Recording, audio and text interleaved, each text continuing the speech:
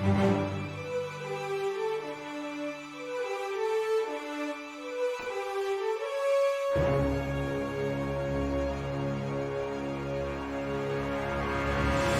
morning, everybody, and welcome to Up Missoula. I'm your host, Scott Ramp. I'm here to usher you into the weekend. We got some sad news going into this weekend as well. Mayor of Missoula, John Engen, died on Monday morning at the age of 57. John Engen lost his battle with pancreatic cancer. He held office in Missoula since 2006. He was born and raised in Missoula, Montana, went to Willard Elementary School when it was an elementary school, and graduated from the University of Montana with a journalism degree. There was a great article on Missoula Current about his journalism endeavors when he was at Hellgate High School. I suggest you guys check that out. MCAT and the city of Missoula have been a long partnership with the mayor. We started doing Wednesdays with the mayor from the Missoula Public Library until his diagnosis limited his public appearances. Engen was a champion of nonprofits, believing that the collective partnerships between local government and the effort and commitment of residents led to a better city for all. Engen's leadership set the tone for Missoula's welcoming of refugees from around the world. His participation within the city council meetings fell to Gwen Jones, who is the active sitting president, who is the active sitting mayor for the Missoula City Council. The city will most likely appoint his replacement for the next year. So the rules of secession, right now the application process is open. You can find out more information by going to ci.missoula.mt.us. But the whole idea behind it is if you get appointed by City Council, after you get nominated, you get interviewed, and then post-interview, they recommended by a majority vote. They vote within the City Council to appoint the mayor, who will be running out the remainder of Mayor John Engen's term, but the term in terms of which will be a year plus change, leading up into a November 2023 election, which will complete John Engen's term of his 4-year term. So there was a press conference from City Council Chambers Monday for the press. Acting Mayor Gwen Jones of Ward 3 spoke at the press conference. Among other clips I will present at the City Council meeting. So memorial services are set for Saturday at 10 a.m. at Oregon Park, aka the Missoula's minor league baseball team Paddleheads use that field. MCAT will be streaming this via local live, and that's through our website at mcat.org. You just look at the watch tab at mcat.org. You can find the link. The keyword is local live. And then if you miss the live stream, MCAT will make sure to put it out on our social medias, YouTubes, and video on demand later in the afternoon. And so the event, the gates are open at 9 a.m. The event starts at 10.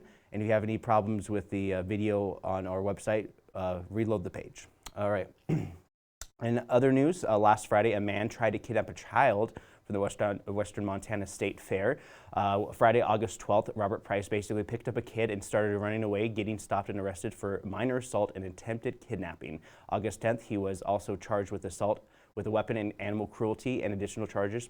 Price was released from that. Subsequently, Price went to the Western Montana Fair where the attempted kidnapping took place. Monday, Price was officially charged and the bail was set to $100,000.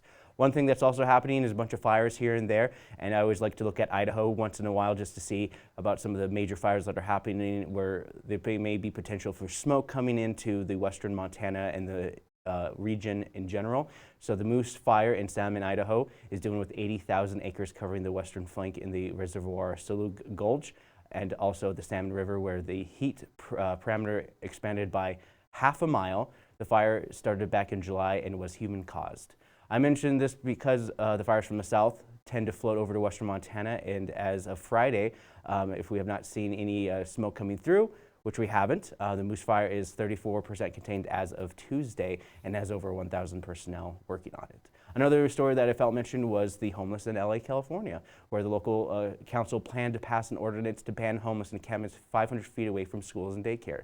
Protests erupt from the people, forcing police to remove the people who were climbing over barriers and being detained. Police in riot gear could be seen coming to the chambers to disperse the angry crowd. The amendment 41.18 has faced much debate in recent weeks. Proponents hope that this will provide a safe passage for school children, preventing them from being exposed from some of the harsher realities that exist in these encampments. It basically gives the police the right to evict people. Eviction, notwithstanding, are more commonplace these days as landlords and property managements are hiking up prices across the board. And with inflation, living in places like LA, not only expensive, but outright dangerous. Okay, but it happens, it kind of harpens back to the pointing people in the right direction, but seeing some of these folks fall into some of the same pitfalls over and over makes it harder to not only help people in need, but eventually vilify these poor people who have no place they can call safe. Frustration continues in a place like Portland that have chosen to do little or nothing in regardless to helping this one neighborhood that I saw on my YouTube feed the other day. This was an old story from about a month ago, but something that is familiar in how some cities are worried about being vilified for their handling of the homeless, that doing nothing has less liability. This was the city's effort to move homeless people out of the city, and now with nowhere else to go, they went to nearby neighborhoods. KGAW News reported last month over 700 confirmed homeless living in these kinds of neighborhoods, forcing people to lock the doors, board up their windows, shelter inside, afraid to go outside and expose their kids to some of the harsh realities. This all comes down to, can somebody do something? And the trend continues from jumping from one agency to the other. The big thing is that not all can be helped at the level of the city is currently running. Before Mayor John Engen died, his main focus after the water acquisition and the finalization with that was working with and dealing with housing instability. Missoula is looking forward to a potential Trinity Navigation Center. There's been some speculation in other bigger cities in Portland, LA, and even Austin, Texas. Homeless navigation centers are relatively empty, and most services have either been met with disdain over the rules regarding substance use and alcohol, or dealing with folks who have mental illness who may be a danger to themselves and or others. Criminal records and homeless tend to go hand in hand. They keep printing out tickets for trespassing or assault, but they never help their standing in the community that would ultimately be judged and forgot about getting a solid job after leaving prisons. I mean, I'm so boxing now, but the most important thing is that the city, county are paying for services to help people, and in the past, city has forcibly removed folks from the Broadway Island across, from the homeless shelter, the Poverello Center, because the health department said that the presence was a community health emergency. However, the removal, after the removal, the city county planned to initiate Operation Shelter, which saw security at Poverello Homeless Shelter, Johnson Street, and some of the temporary safe outdoor the designated campsites. If there was only, some money to help. Right now we're kind of going through a crunch time, especially in the budget, which I'll get to in my city council report. But this also harkens back to a story that I read recently back in Montana. The state legislature is looking to deal with a $1.5 billion surplus in the state of Montana. And many Democrats are not happy about how the Republican-run state is calling for an extra session to have a refund, while Missoula, along with many state Dems, want to provide services for mental health, childcare, and long-term property tax relief with the $1 billion of the $1.5 billion. Montana recently tried to put a 2% tax cap on property tax, which overwhelmingly failed in the state legislature. Also, Greg Gianforte withheld additional COVID relief money meant for the state, covering for our current housing situation. Republicans want to provide immediate relief, and Dems want to use that money for long-term relief. So that's basically what the story was from NBC Montana reported. Up next, we have a taste of some of the horror camp videos that you guys can expect tonight, and also a fun promo highlighting our Saturday drop-ins, which will be beginning again starting in September. Okay, kid, we're gonna be here till about 4:45. Me and your mom's coming to pick you up, okay? Okay.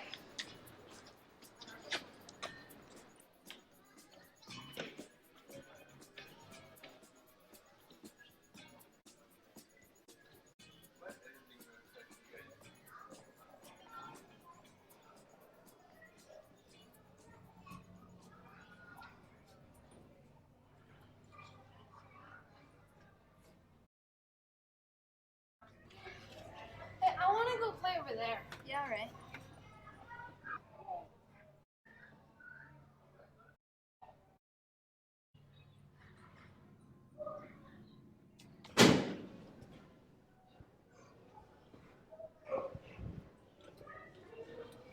Huh. Book must have fallen.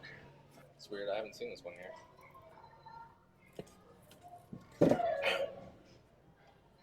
Dang, that sucks.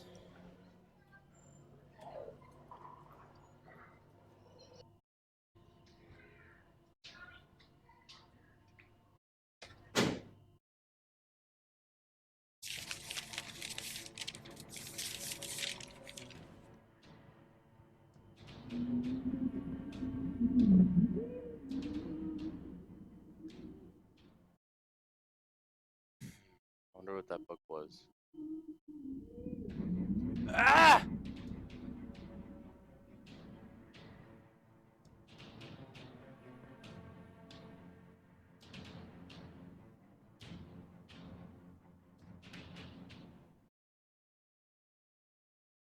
Guess what? You know what we're gonna do?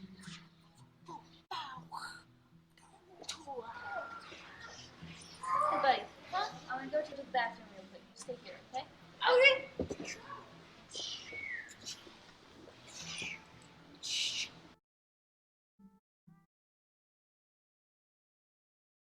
Where were you? I did take another hour of my shift. Bro.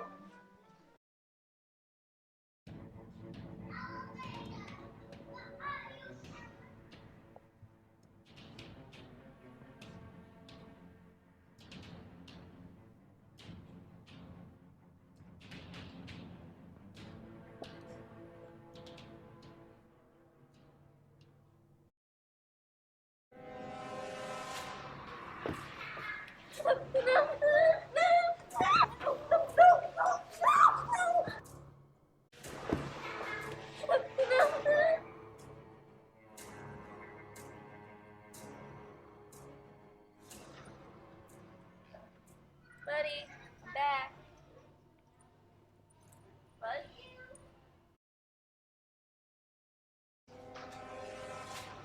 Bud? Where are you? Dude, what are you doing?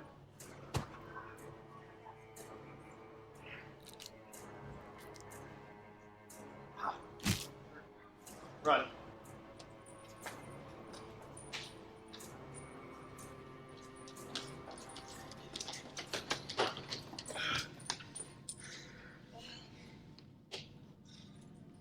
I think we lost him.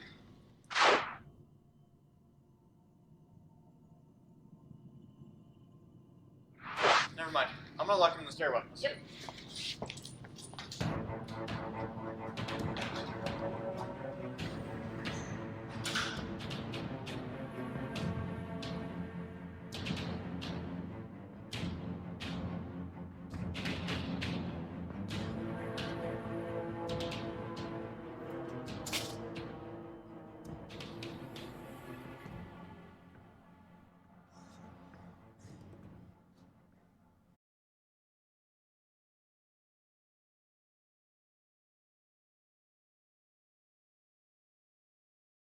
Over here. It works. Did you get him? Yeah, it's in there.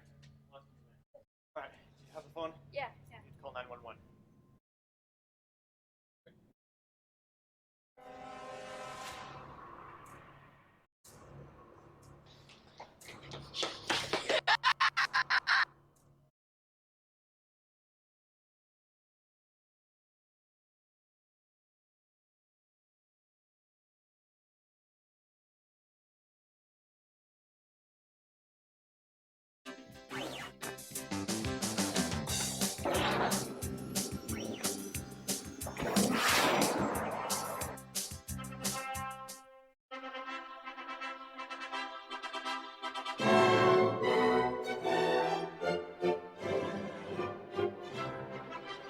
Long live Player One, brother.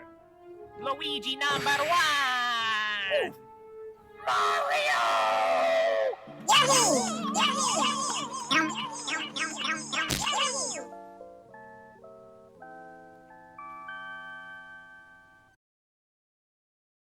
Hey guys, welcome back. Let's talk about some movies that are coming out this weekend, because there's quite a few coming out this weekend, most of which you probably have never heard of. Let's kick things off with an anime. Welcome back to the world of Dragon Ball Z, Dragon Ball Super, whatever you call it. Fresh off their win of the Dragon Ball Z, Dragon Ball S Broly with such great animation, now we get let's take 3D and just put a little bit of a 2D shell on it, and you basically get like one of those glorified games that they release every month. But you're going to watch, because Piccolo, the character, not the instrument, is here to change into a new form, perhaps a super form. Anyways, watch a tired enemy take on the DBZ fighters in this movie that will probably reintroduce Cell and Gohan as they fight once again with the androids that kidnap his daughter, Pan, which all these characters have fun names, and it's kind of not hard to remember because they either have something to do with vegetables, clothing, cooking instruments, those kind of things. So Dragon Ball Superhero, playing now. Up next, then we got basically Lion Jaws. We have Idris Elba, who is kind of like acting his way through this terrible movie as he tries to go there to the savannah because, he's a widow and he's bringing his kids there to be like, oh, me and your mom used to come here all the time, before the Lion Jaws come here. So the movie's called Beast. Enjoy Idris Elba in this starring role about a widow father fighting to save his 2 girls from this lion and discover the strength to move on from his dead wife because she like the place where the family find themselves in currently. There's also a guy from District 9 who's actually from Africa in this film playing the expert who in a way probably dies and is like, oh, I guess we're in way over our head, so we're going to get this a white-collared worker guy to fight off this lion jaws. Anyways, Apex Predators, eat your heart out from office drone workers. Moving on, we got The Immaculate Room. So basically imagine that you're stuck in a room for money and you're in it for 50 days. That's basically the rundown of this movie. It's nothing special. I'm assuming they fight and there's like they win, but at what cost? Basically, that's what you can expect. Then we got The Legend of Molly Johnson. She's got a farm. She got a gun. Welcome to Montana. Then we got a documentary about the rainforest and how farmers are trying to protect their ecosystem, and slash and burn operations happen so they can use the land for farming. Kind of a catch-22 system. Anyways, that's your pre-critic for this weekend as well. There's always a couple things that are streaming on and on.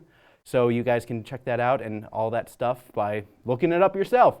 Moving on, let's jump right over to a brand new Dubbin Stuff from Tonight is Ours from 1933. First,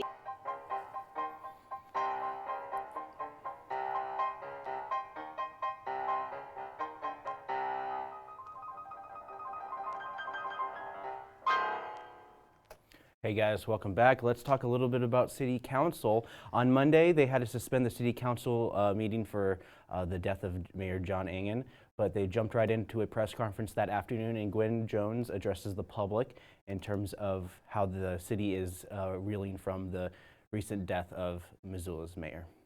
I was thinking on his accomplishments, and I look back on the last 17 years, and I truly believe that John Engen pulled this community forward and helped it transition from being a town into a vibrant city. Its identity continues to evolve, but because of his vision and leadership, I think he has positioned us well for whatever the future brings us, as opposed to denying change and not acknowledging it. He embraced it and figured out how to make it work. And we're in a good position because of that. When I think on his accomplishments as mayor, the 2008 recession was a huge impact on this community, and he led this community through that, and frankly was visionary in setting pieces in place so that we would have a more economic, a more diverse economic base, so that we are better in the long run economically. He headed up the acquisition of the water utility. Several mayors before, for the last 40 or 50 years, had tried to do that, and John Engen is the one who finally made it happen. And because of that, this community is in control of its own water source as we head into climate change, and we are positioned well because of that. And then finally, he got us through a game-changing pandemic that started in 2020. And he led everyone with good communication, collaboration, and he kept the wheels on while everyone was in a pretty dark and scary place at the beginning of the pandemic. All right, so that was Gwen Jones talking about the mayor. Jordan Hess, who was serving on the city council for one of the longer terms, has this to say about the mayor. We lost a friend and a colleague, and we have these staff who have showed up today to make sure the city continues to operate. Wastewater doesn't quit operating, fire doesn't quit operating, and we will operate the city through that hardship and through that through that loss. And I want to thank everyone for stepping up to do that. John Engen always knew what to say, and there was a joke that nobody wanted to get up and talk after John Engen spoke, because it was embarrassing to speak after John Engen spoke. He always knew what to say, and I am mortified that John Engen is not going to be speaking after me today or any time in the future, because he always knew what to say. He knew what to say to console us. He would know exactly what to say to us today, to console us and to reassure us that everything was going to be okay. He would know what to say to motivate us. He would know what to say to lead us. And he would know what to say to find common ground and to bring us together. And that was John Engen's strength, was that he could bring people together. He could walk into a room with 20 angry people and listen to them talk for 57 minutes, and he could take the last 3 minutes and pull together the common themes and bring everyone together. And that was John Engen. Jordan has continued to talk about some of the things that John Engen left behind and some of the things he established that will go well into the future. So here's Jordan Hess once again. I mean, every time we get on a zero-fare transit bus, John Engen had his hand in that. Every time we drive across one of our new bridges, John Engen had his hand in that. Every time we turn on the tap, every time we flush the toilet, every time we call 911, all of those things have the mayor's fingerprints on it. I think for me personally, the acquisition of the water system is probably the thing that will last in perpetuity as the most important thing that John did. As we navigate the climate crisis, knowing that we have our water system not for sale to the highest bidder, but in the control of the city of Missoula, the residents of the city of Missoula, that is probably the most beautiful part of his legacy to me. Okay. And so the press conference discussed information about the rules of secession. The state law requests that the mayor's seat get appointed and filled within 30 days. And so the application process is now live and open and will wrap up by the 26th of August. So about another week for people to apply for the mayorship. And, you know, if you have anything that you want to give to the community, you know, if you think you're a good representation of the city of Missoula, go for it. We're going on to talk about the committee of the whole, which will be handling the rules on how the city proceeds with the mayoral applications and appointments. I suspect there'll be quite a few interviews. The city council will nominate their choices and they'll do the interview process. So here's Marty Rabine, the city clerk, talking about some of the processes. City council president serves as acting mayor until his successor is appointed by city council. That's in the state law and the city charter. Within 30 days of the vacancy, you are to appoint a mayor to serve until a successor is elected and qualified in the November 2023 election. Now, this is a little bit different than when you ran for office and you assumed office. You took your oath of office the first Monday in January. The statutes and the charter say that it's until the successor is elected and qualified. So the city election next year will be in the first Tuesday of November, and after the official canvass is completed, that's when election results are certified as official. Then the person who is elected as mayor in November 2023 will take the oath of office. Okay, so you know it's basically we're going to have there's a potential to have 3 different mayors within the first 2 years, just because of the way of the way that secession works in the city of Missoula. The first is going to be appointment that will just finish up the year, so it's year plus change. I explained this earlier in my show as well, but I wanted to rehash this as well. And then the November election, which, you know, the person who is the appointed mayor is already eligible to run as the mayor if they so choose to do so. But there's a chances to have multiple different mayors within the span of those 2 years. So that's kind of what's happening there. And so far, they word about the next person being mayor for 3.5 years. Like I said, it'll be for the year. And I think one of the things, there's the criteria is pretty simple. You must be a resident of Missoula and be a resident of Montana for more than 3 years. 20 years of age minimum, and actually live inside the city limits. Daniel Carlino talks about some of the public input in the process about it. Make sure that we have plenty of time during the meeting for interviews. I just feel like sometimes we're a little squished on time, so I just want to make sure that we have an abundance amount of time to ask them all the questions. And I also am just a little bit concerned about the public not feeling like they have much input in this appointee of becoming a new mayor, appointing a new mayor. And I just thought maybe I was wondering if we could let the audience ask questions too, or public commenters during the meeting. I mean, I know when I was running, I had to answer thousands of questions and so many publicly, and I just think it would be helpful to build public trust if we allow the public to ask questions too, if they show up to the meeting, or perhaps summarize ones that they submit beforehand. I don't know. I'm just trying to find a way to make sure the public can ask questions, and also just ensure that we have a lot of time for the interviews, just because it's such a important position to pick.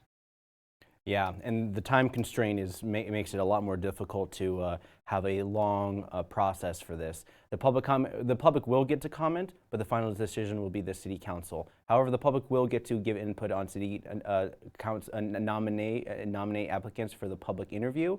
This is per state law, and we require an appointment within the 30 days. So by September 14th, they expect to swear in the next mayor of Missoula. So there will be 10 days of this application from Tuesday until next Friday. Yeah, in many ways, the mayor kind of splits the vote in council, calls meetings, and if there's an emergency, he can call emergency meetings. A lot of times they set the budget. They have a lot of people that work under them to make sure that everything's working smoothly, making sure that the meetings are all stacked up in terms of information, make sure that there's public outreach for people to know what's on the agenda and more. So there's a lot of work to be done, a lot of administrative work, and a lot of stuff like that. So there's definitely a lot of work that's going to be set for the next mayor of Missoula for sure, and yeah, it's going to be for the year plus change for the person who gets appointed by city council. Moving on, budget and finance, which is like one of the big things just as we're going into August. August is usually like the big month to establish the fiscal year of the next year. Of course, they'll make amendments and some changes throughout the year, but the budget as a whole will be finalized and voted on sometime either this month or next month, depending upon, but there's been quite some delays for obvious reasons. So far, the Missoula is on track to raise taxes by 12% to keep many of these programs and keep the revenue stream at a certain balance. The Mobile Crisis Unit is going to a vote in November to continue services to help people who need follow-up help after incidents that may not require police presence. However, the police will always arrive regardless of the level of calls. And we're going to jump right into budget. Daniel Carlino jumps right in to talk about the Mobile Support Unit, and he hasn't been shy about limiting police presence in situations of mental health crises. Let's see here. Assistant Fire Chief Brad Davis speaks on some of the costs, and saying, okay, this is what Assistant Fire Chief, sorry, I'm losing my focus right now. So, Assistant Fire Chief responds to some of the costs in terms of the Mobile Crisis Unit. We are in a position currently to expand our hours here in the near future with the budget as approved. Some of the things that we did intend to do this fiscal year that we not to, which I think are very beneficial to the program and the service that it's able to provide is an additional FTE for an admin support staff. That would primarily be to support John Petroff in managing and admin duties of the program, and with primarily, in addition to that, would be data collection and presentation of what the MST is doing to catch those measurables that we're all very concerned about. Okay. So, there's a lot of movements going on here, and the Mobile Crisis Unit, it was funded in part from the pandemic, meant to help folks who have housing instability, and Missoula leaned into the mental health as a precursor to a lot of housing instability. Right now, this program is new, and finding funding is difficult for the expansion, but from what the Fire Chief Brad Davis said, he said that they're confident they're able to expand small, but they're still going to put it to the vote sometime in November. And it's like any program that gets grant money, it's usually kind of like a one-time thing. So you either have to start the program and see if it's sustainable and then move on from there. So Chief Administrative Officer Dale Bickle, the one who's usually the go-to guy in the city of Missoula about the money, talks about the funding in general. Back to the things that we're trying to accomplish in this year's budget, we've got those three overarching goals of, taking care of our current staff, making sure we are financially sustainable in the long term, and not spending a lot of funding on new programs. Yeah. So, I mean, as it currently stands, like even with the budget, one of the big things is that they've exhausted a lot of the revenue and a lot of different things, especially during the pandemic. It's difficult to work with, what a lot of times grants is soft money because the revenue is not solid, and the city and the county plan to put this into a future of this program to the voters. However, this program will keep going the way we see it, and if the voters say no to the program, it won't just go away. It is budgeted for the year and so on and so forth. And hours to serve this growing program meant to help and follow up with people who suffer mental episodes and or are nonviolent incidents that don't require a police presence. Dale Bickle talks about funds that can go to this proposal and in an effort to kind of close some of the gaps. As we approach next fiscal year, we rely only on one-time funding, that we could end up having to backtrack and actually make the program smaller to fit it in. So that's why there are a couple of opportunities coming that I think we have the ability to potentially expand. First and foremost, the crisis services initiative that'll be before the voters in November. That gives us a lot of opportunities to think about things. Now, that revenue won't be available till fiscal year 24, but that said, we can, knowing that if that funding is available, that we could start addressing some of these needs, through fiscal year 23 budget amendments.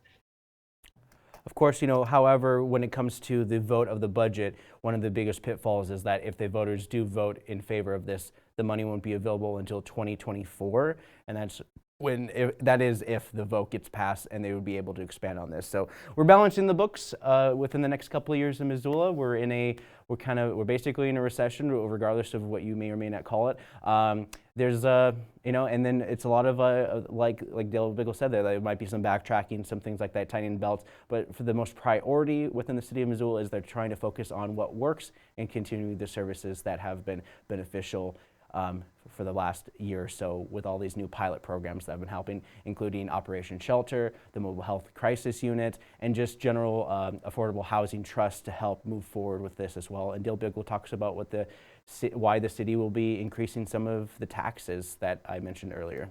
So the other piece that we always try to manage, and this is a long-term budget management, is that we want to make sure our ongoing revenues match our ongoing expenses.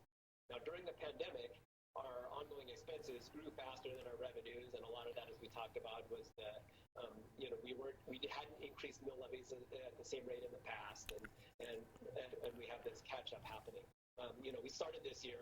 The base budget was was in excess of a $5 million.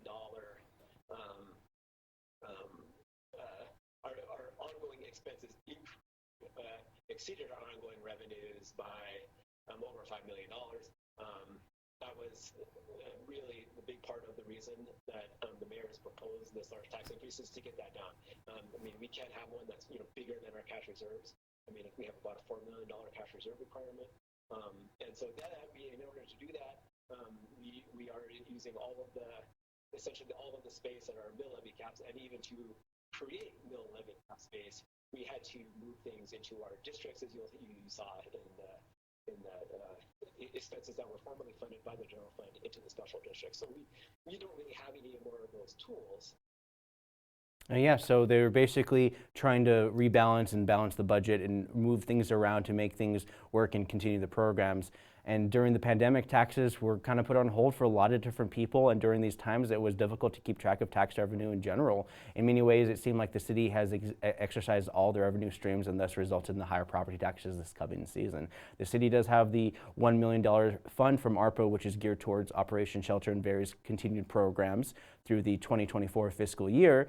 So part of this is like they want to hold off on that money to kind of continue a lot of these programs and see about seeing other revenue streams to help carry this forward. So for the most part, these programs are going to be carried through 2024 for the potential of the voter potentially saying yes, and this will be put to the county, so it's both city and county will be voting on the expansion and continuation of the mobile crisis unit.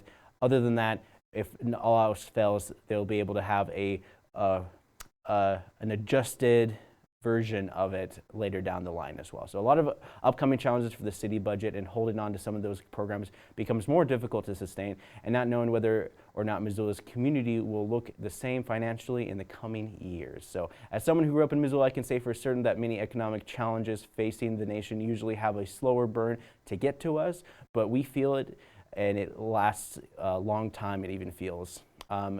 Development left and right is happening now, but with newer and ongoing programs, budgets can only reflect programs that work in the city and are not just goodwill only.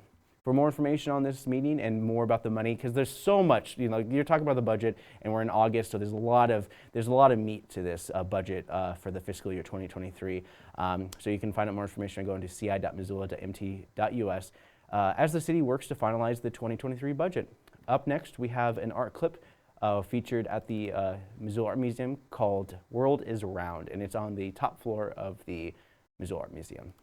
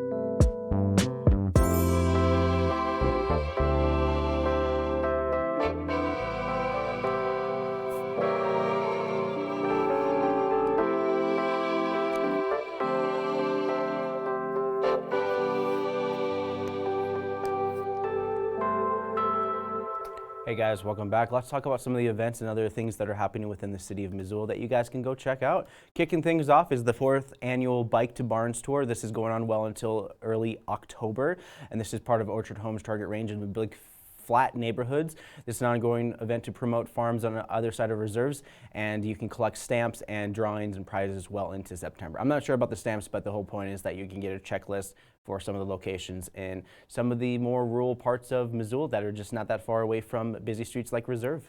Breakfast at Empower Place. Empower Place is part of the Missoula Food Bank, and they offer breakfast for kids. They also have lunch programs well into the summer that promote free nutritious meals for young kids 18 and younger. Empower Place open hours also as a hands-on learning center at the Missoula Food Bank and Community Center dedicated to nourishing the bodies and mind of local children and families. Missoula Food Bank meal distribution is going on, starting at 10 a.m. going into this afternoon. They have longer hours on Tuesdays and Thursdays, but they do have limited hours, and they do not discriminate based on economic income, and they provide nutritious meals for all based on how much you're willing to pay. So Tiny Tales and Storytime are happening here at the Missoula Public Library. It's a great way for kids to get involved with books, learning, songs, finger plays, all sorts of fun things like that.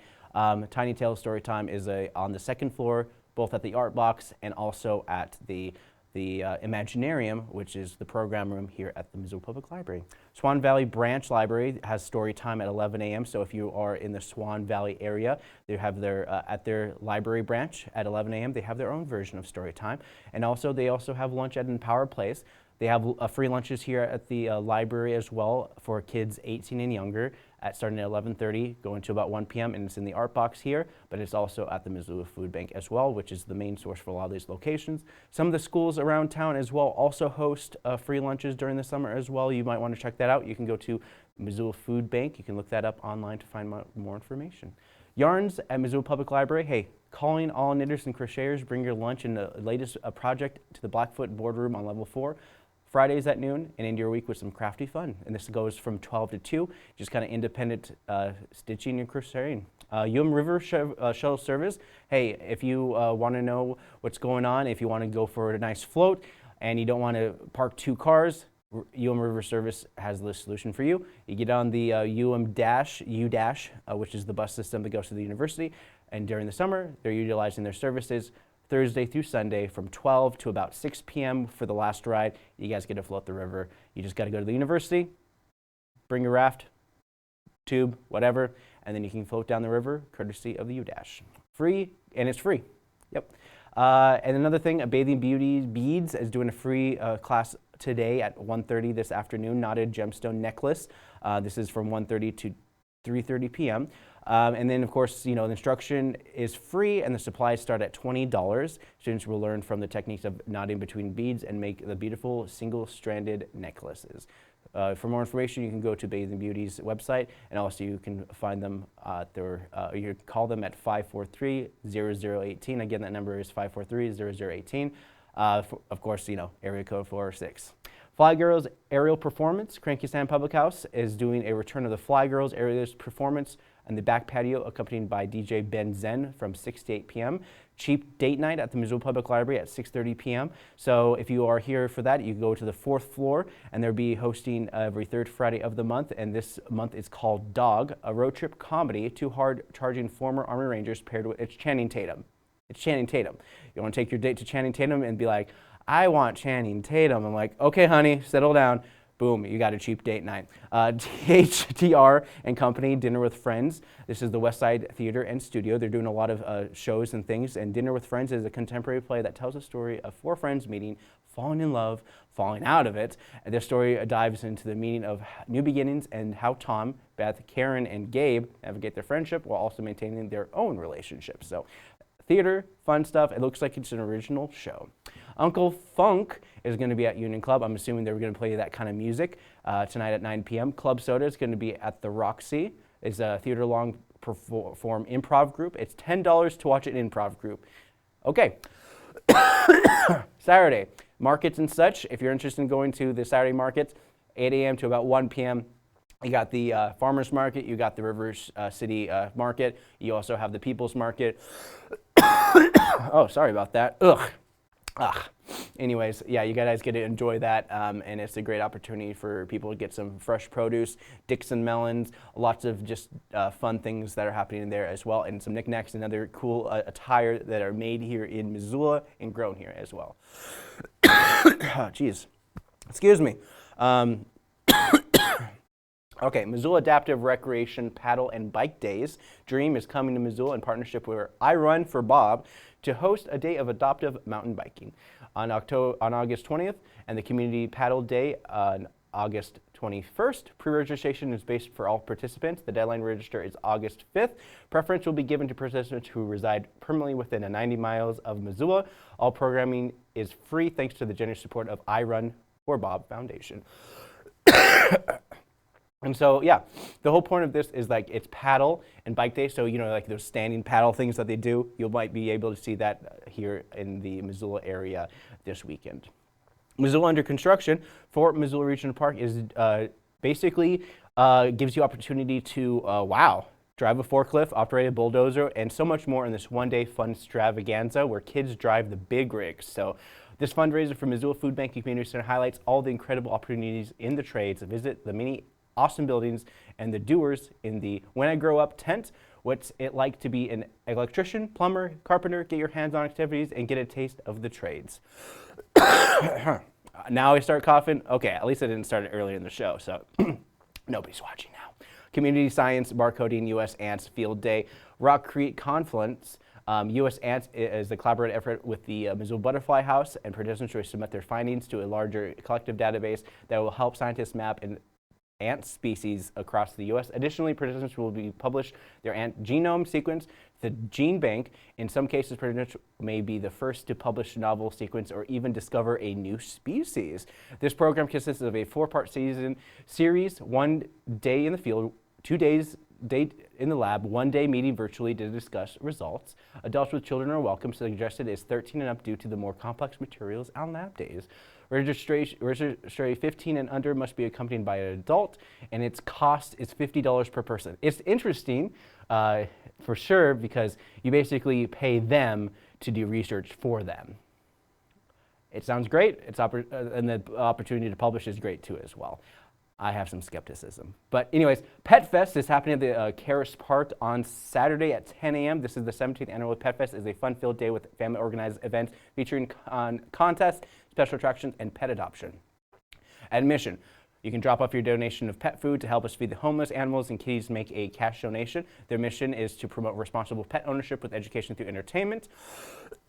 All pets are welcomed. They must be leashed or contained, current on vaccinations, and you must be prepared to pick up your pet's mess. By attending the Pet Fest, you take complete responsibility for any risk or actions by your pet or others. There's going to be lure course, dog Olympics, wacky wiener dog dash, find a new furry friend, and yeah, just a lot of fun happening at Pet Fest, happening at the Missoula Karis Park. There's the 12th annual charity summer concert and auction, Winninghoff Amphitheater, starting at noon. Phillipsburg Rotary 12th Annual Charity Summer Concert and Auction. Sorry, I'm bleeding over to the next thing. So if you go to Phillipsburg, they're doing an annual charity and summer auction starting noon in Phillipsburg. Willington Amphitheater in 106 Stockton Street, Phillipsburg, Montana. 80% of the proceeds will go towards expansion of the Phillipsburg Child Care Center. Okay, so Dunrovin Ranch is doing a art extravaganza, a contest and fundraiser. They're basically painting horses, taking some pictures, and this is a fundraiser, and all artists to participate in an extraordinary art contest that involves using live horses as art canvases. The theme for the 2022 is the Trailhead, and you can find out more information about this by going on to dunrovinranchmontana.com. Again, Dunrovin is spelled D-U-N-R-O-V-I-N, and then ranchmontana.com. Western Montana Genealogical Society Workday. Missoula Public Library is hosting the Western Montana Genealogical Society hosts a workday in the Blackfoot Room of the library on the third Saturday of each month, held from 12 to 2. Bring a part of your genealogical project to the gathering.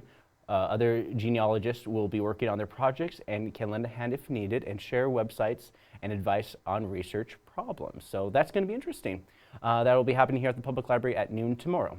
Back to School Bash, Families First Learning Lab is also doing a fun activity. So if you wanted to do genealogy and leave your kids at the Back to School Bash, Families First Learning Lab is doing an event from 12 to 4 p.m. on the second floor of the Missoula Public Library. They're bringing Back to School Bash where kiddos can come get free school supplies and welcome in the new school year. Come celebrate the end of summer and the beginning of school. Saturday, kids activities, insect investigation, Montana Natural History Center at 1 p.m. on Saturday, great for kids. Camp Horror is doing a craft day at the Roxy. Get excited for the big weekend to make all your festival merchandise by yourself. Meet up with your friends, have a beer, and relax with decorate t-shirts. Make friendship bracelets and cut yourself a pair of jorts. And this is going to be at the Roxy at 4 p.m. And this is a non-ticketed activity, first come, first serve. And then we're going into the late night stuff. The Benevolence is going to be at Highlander Beer Brewery. Live music, Strumming Bird Vagabond is going to be at Krinkenstein Public House. Animal Collective is going to be at the Wilma. Logjam presents to welcome Animal Collective to the live concert performance at the Wilma on Saturday. Tickets go on sale, went on sale May 20th. But yeah, that's what's happening there. Zootown Arts Community Center is hosting a drag show, and it's a Disney-themed drag show. The LGBTQIA community will, while promoting social tolerance through the production and enactment of a drag performance, the ISCSM, which is the Imperial Sovereign State Court of State of Montana, works to eliminate the historical oppression of LGBTQIA individuals through expansion and boundary of sex, gender, and sexual orientation. They create a safe and welcome environment for those, the production of the event, which explores multiple gender expression in a fun and educational atmosphere. And yeah, they're doing this at the ZAC starting tonight at 7 p.m. Maren Morris Humble Quest Tour, Big Sky Brewing Amphitheater is going to be playing there. Maren Morris. And then the outdoor cinema, they'll be playing a Summer of Soul, which is going to be some soul music, jazz documentary. I heard it was really good, and they're going to be kicking things off at the Head Start School Northside Cinema, which will be going well until the end of August. And so as soon as the sun sets, the movie will start playing, and this is going to be a jazz rock documentary of the best Motown soul music for all ages. Solid State. So if you want karaoke, Westside Lanes is doing karaoke Saturday night. Cash for Junkers is going to be Union Club Saturday night. DJ Chris Moon is going to be at the Badland every Saturday at some DJ club music. All right. Let's see here. There is an ice cream social. It's a picnic at the park ice cream social at Redfern Park. Join us for a good old-fashioned ice cream social at Redfern Park. Baskin-Robbins and all 31 of the flavors are going to be there. And for the first 100 single scoop cones are free. So grab your kiddos, your neighbors, and random person walking by your house and come have some ice cream with us. So that's happening at Redfern Park Sunday at 1 p.m. And also one thing happening at the Zootown Arts Community Center is the Missoula Global at the ZAC showroom for the first final event of their three-part series, Intersectionality. The BIPOC Arts Advisory Council through Arts Missoula is proud to present an all BIPOC speaker series this summer at the ZAC. This series will be moderated by Joseph Grady. This event is free and open to the public. This third discussion will feature panelists Christy Ramirez, Mitchell McCabe, and Brian Eporu. And more panelists are to be announced, and that's at 12:30 on Sunday at the Zootown Arts Community Center. All right, so wow, I went a long time with a lot of that stuff, and I wanted to thank you guys for joining me and bearing with me if you stuck it out this far. And for Wake Up Missoula, I'm Scott Ramph.